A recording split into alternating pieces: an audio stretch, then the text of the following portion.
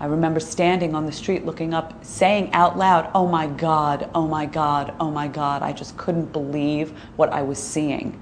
You shoot first and you ask questions later. And I'm looking up and bodies are falling from the sky, and your brain can't keep up with the reality that's in front of your eyes. You just can't quite imagine that it's really happening. They had set up a makeshift triage right under the Millennium Hotel, right across the street from the World Trade Center on Church Street. And that's where they were bringing the injured. There were very little injured. It was an incident where, people either lived or died. At some point, you felt the earth sort of shaking, almost like an earthquake. And I didn't know what was happening at that moment because my back happened to be turned towards the buildings at that moment. And you felt this sort of rumbling. And as I turned around, there was this mushroom cloud torpedoing down the street. And my instinct was to run. Normally my instinct would be to shoot, but for the first time in my life, my instinct was to run, because if I didn't run, I knew I would be dead. So I was running away from this mushroom cloud and ran into a pharmacy.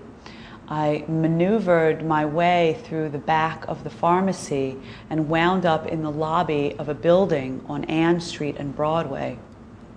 And I knew that I had to go out there. I didn't know what had happened. I just knew whatever happened out there, I had to go and photograph it.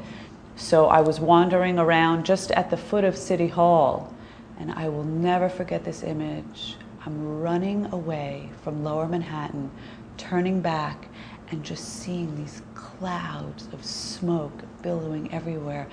And my heart was breaking with every step, thinking, this is my city.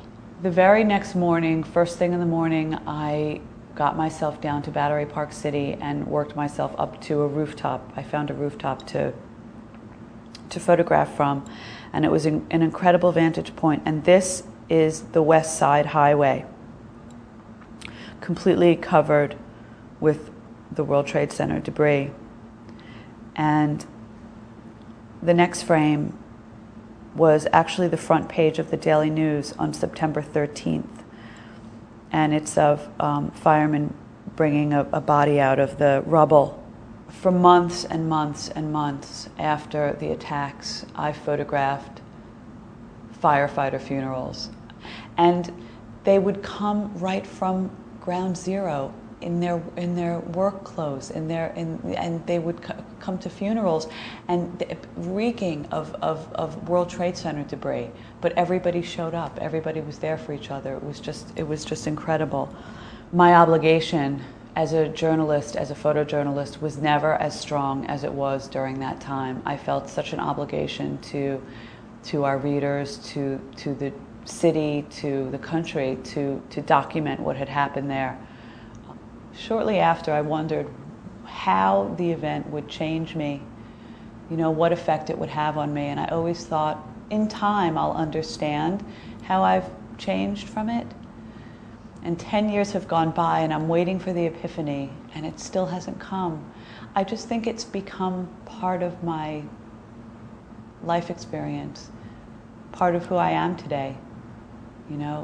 I've always been a proud New Yorker. I'm an even more proud New Yorker. I've always been a committed journalist. I'm even a more committed journalist. Maybe it's cemented all of my beliefs about everything that I already felt.